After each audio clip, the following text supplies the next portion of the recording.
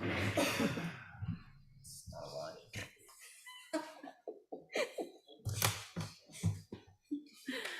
So we don't have 10. You got me, which is not quite second best, but hopefully we'll get that.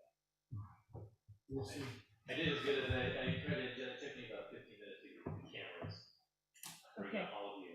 We just gave Ken an award. Okay, it's 7. And now he's gone. So I'll just call the meeting to order. And we'll do the Pledge of Allegiance. Danny, will you start it? Sure. I pledge allegiance to the flag of the United States of America and to the republic for which it stands, one nation, under God, indivisible, with liberty and justice for all. All right. Carol, will you give the roll call, please? Yes, Councilmember Duncan. Here. Councilmember Cartwright. Here. Councilmember Clark-Kretz. Here. Councilmember Baker. Here. Mayor Nisley. Here. All right, this is the time that we need to adopt the agenda. So moved. Roll call? She can't even write fast enough, you guys. It's fun. We're blazing. Councilmember Baker. Aye. Councilmember Duncan. Aye. Councilmember Cartwright. Aye. Councilmember Clark-Kretz. Yes. Mayor Nisley. Yes. All right, and now we have public comment for items that are not on the agenda.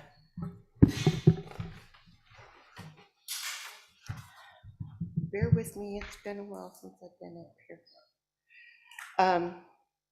My name is Eva Marshall, and I have lived at 3367 Cathy Way in Loomis for the last 24 years. As some of you might know, I live adjacent to the ILT zone and the businesses on Switzer Court.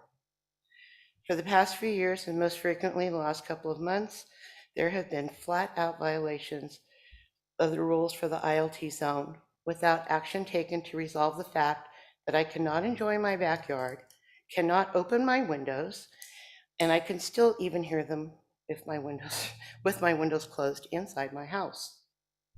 In my particular case, I have 2 businesses doing mechanical maintenance in their yards or with their bay doors open. This is not an allowed use. With my complaints, I have provided pictures and videos as evidence, 3 more of which I have to upload tonight because they're still out there working when I left at 1:45. In my backyard, I hear metal clanging, air ratchet noise, hammering, circular saws running, grinders, compressors running, often outside of business hours, including one business with dogs that bark early in the morning, late at night, and on Sundays. I have a scissor lift that's parked near my fence and is above the fence line and has been there for the past week. I reported that day 1. I also recently found out that these 2 businesses do not have minor use permits, which is a requirement in this area, especially for the type of work that they're doing. After months of complaints, why are we just now aware that neither business has a minor use permit? This needs to stop now, or at least until the minor use permit process can happen, and at which time I will give negative comments because it is a nuisance and it's an invasion of peace on my own property. Additionally, when I called the sheriff's office, sheriff's department, non-emergency to report after-hour complaints on Sunday, the supervising sheriff informed me that he was unaware of what the rules were for the ILT zone, let alone what it meant, and was unsure of what he could do about it. I'm sorry, okay. This is an issue that definitely needs to be resolved. He didn't know what ILT zone was or what he could even do about it. We need to have some better communication with our sheriff's department since we contract with them for enforcement for after-hours complaints. And there's no easy way to find it in our codes on the website.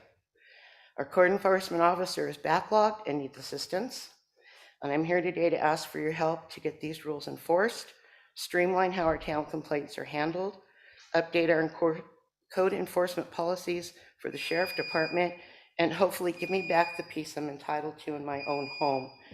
This does not include the fact that I still listen to basketball pings multiple times a week that I still consider to be a nuisance. And here's all the records for the Thank last you. two businesses. So will someone from staff? Yeah, we've been, I talked to Eva yesterday, Mary Beth talked to her as well. We're trying to get it resolved, especially with the sheriff's department. I'm not sure what the issue is there, but we'll see if we'll get it resolved as quickly as we can. All right. Is there anybody else that has public comment for items not on the agenda? So we have one person on Zoom. Okay. Pam, you ready to go? Just need to unmute. Hi there, my name is Pam, and I did not know that Eva was going to be talking tonight, but I was there at the sound study, the second one that was done for the Golden Spikes baseball, and I was there with Mary Beth, and I believe Carol was also there. And when I was in the back and they had the microphone up, I said, "What is this?" There was some guy sitting in a chair throwing a baseball to like a 8 or 9-year-old. And so supposedly they were going about their normal, business. But I thought that was very unfair that some guy sitting in a chair throwing a baseball to, a little kid. And Eva should be able to enjoy her backyard. She hasn't in quite a few years. And it's the repetitive off of the metal bat with the ball, bing, bing, bing. And it's nerve-wracking. Even when I was there at the back listening, to it, it is nerve-wracking. So something does need to be done. Eva and her husband have the rights to enjoy her property. And she hasn't for, quite a few years. So I do hope that, something is done, because this has been an ongoing issue for quite a long time. Thank you. Thank you. Is there anybody else on Zoom? Okay. Jill, you're turned on. Just need to unmute yourself. Okay, I have been to Eva's house, and I'm going to tell you she does not have an adequate sound wall.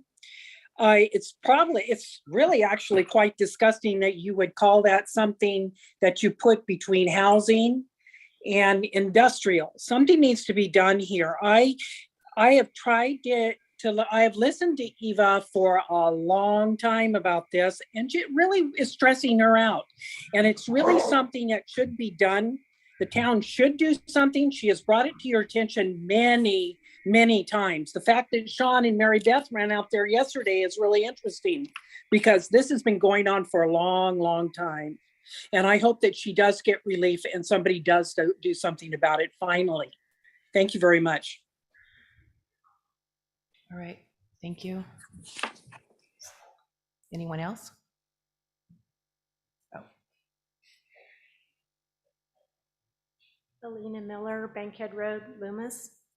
I wasn't planning on speaking, but listening to this, I have also been on the phone having conversations with Eva and have heard the repetitive noise in the background over a telephone conversation. And I can't imagine what it must be like for her to have to live that way. And I know that from in the past that there were certain requirements in that development as far as times of operation, things that were allowed, and noise prior to even hearing any of that. So I feel bad for her, and I'm hoping that something can be done. Thank you. All right, thanks. Anyone else? Okay, I don't see any more. So we'll move on to the regular agenda. And at this time, I'll recuse myself because I live within, next to the property, so. 500 feet. Well, I didn't know if I should say that or not. Within 500 feet. So I'll turn it over to Mayor Pro Tem Cartwright. Yeah, I guess. Yeah, lucky one.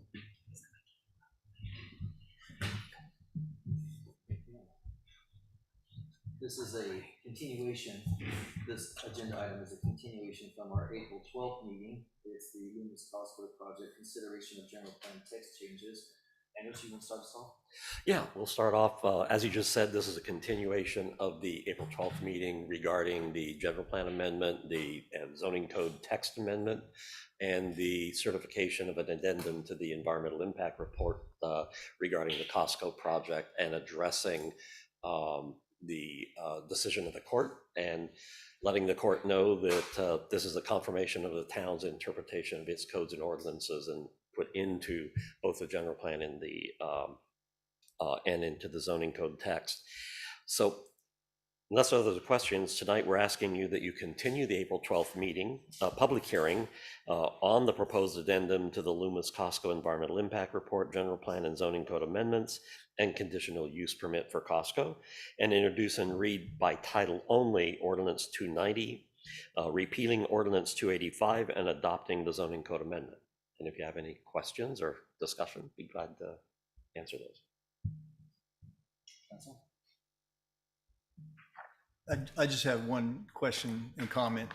From what I've read, this is pinpoint specific to this property, that it cannot be used anywhere else. That is correct.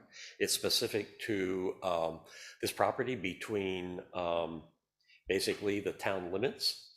They're next to the McDonald's, Sierra College Boulevard, Brace Road, and then the property line, the Costco property line where it butts up against the residential property with the single family residential. So it's only the Costco property defined in that way.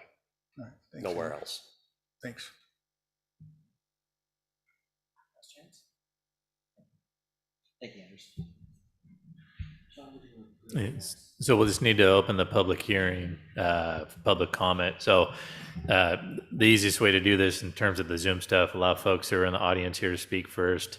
If you're, and then we'll switch over to the folks on Zoom. If you're on Zoom, obviously you need to hit the raise my hand button at the bottom of your screen. If you're on the phone, you hit *9 to raise your hand. So we would open it up to folks here first. We'll open up for public comment on this agenda item.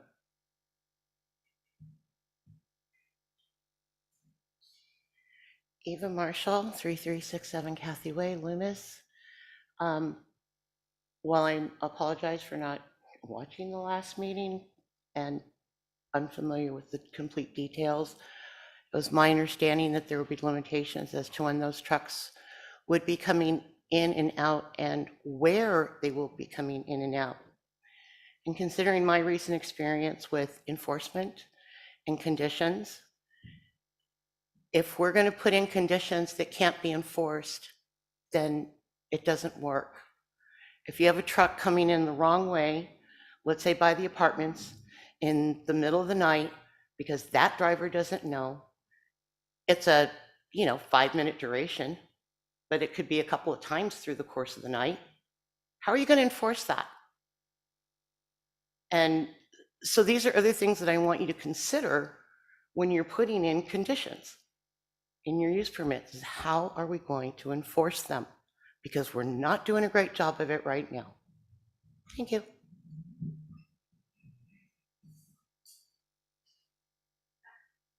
Sean, did you want to check Zoom?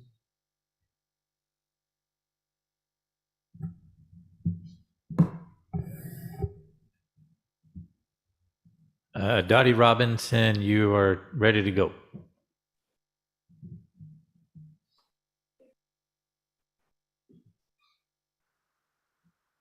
Dottie, you're ready to go. You just need to make sure you're unmuted and then you're ready to speak.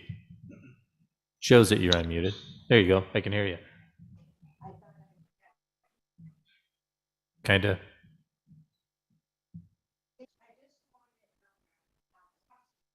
Dottie, are you there? Oh, I'm so Sorry, guys, I don't know why my headphones aren't working. Sorry, my headphones aren't working. Can you hear me now? Yeah, we can hear you. No, I'm Yes, sorry, yes. Sean. No, we can hear you. Go ahead, Dottie. Never mind. Oh, there I am. Okay, Yep. sorry. Technical. Okay, good. Thank you. I just want to go on record saying I live at Base Road, Brayson, Hunter Oaks, and this Costco going in and the proposed RV park going in. I'm wondering if anybody is going to do a study on traffic or update the study on traffic and noise. Thank you.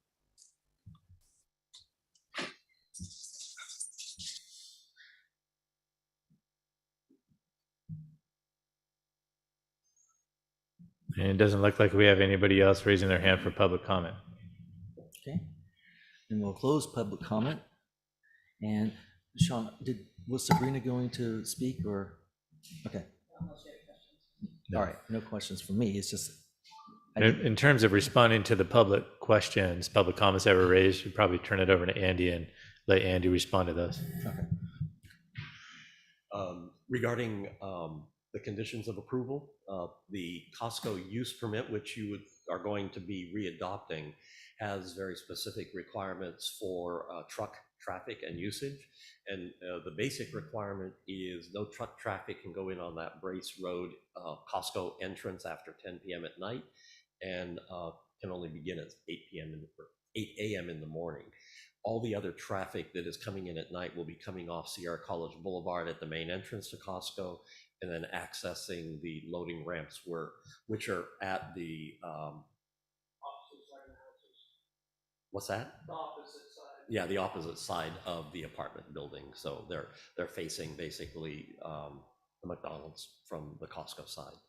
And so those conditions of approval are in there, and the town does have a fair significant amount of control in that they hold the use permit, and those are a condition of the use permit for the Costco project. I'm trying to think the what? The traffic study. The Costco project, the environmental document was prepared, certified, and we have done an addendum. These actions that you're taking don't change the traffic at all or the noise for this project. And sorry, we're waiting for a train. Speaking of noise.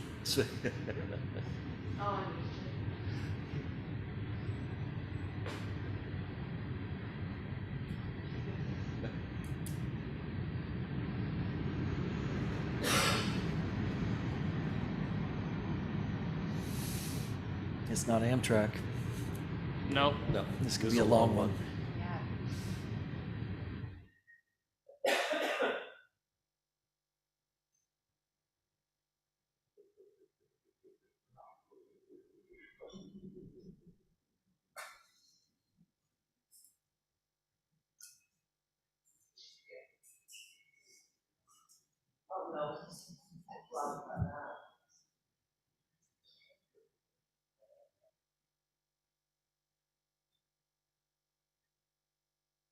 Okay, there we go. So anyway, the environmental document for Costco does address traffic and noise. Now, regarding the RV park, the Planning Commission directed that the staff go back and have an environmental document prepared on the RV park that will be looking at traffic and noise regarding the RV park. Two separate projects. The Costco project, that document is before you now. The addendum to that document is before you tonight. All right. Thank you. Sean, what do you want to do at this point? Get a motion? Close the hearing. So public comment was already closed, so it's public hearing's closed. It's back to council for deliberation and action. I would recommend, rather than reading the whole motion and all that, you could just say, move staff recommended action. I'll make a motion to move staff recommended action. I'll second. Okay. Carol, roll call. Yes. Okay, Councilmember Baker, Aye. Councilmember Clark-Kretz, Yes. Councilmember Duncan, Aye. Councilmember Cartwright. Aye. And we then call just Jamie so, back? just for council, the second reading of the ordinance will come back on May 10th, a regular council meeting for the second reading. Okay, should we call Jenny back now so Yep, she can I'll adjourn? go grab her.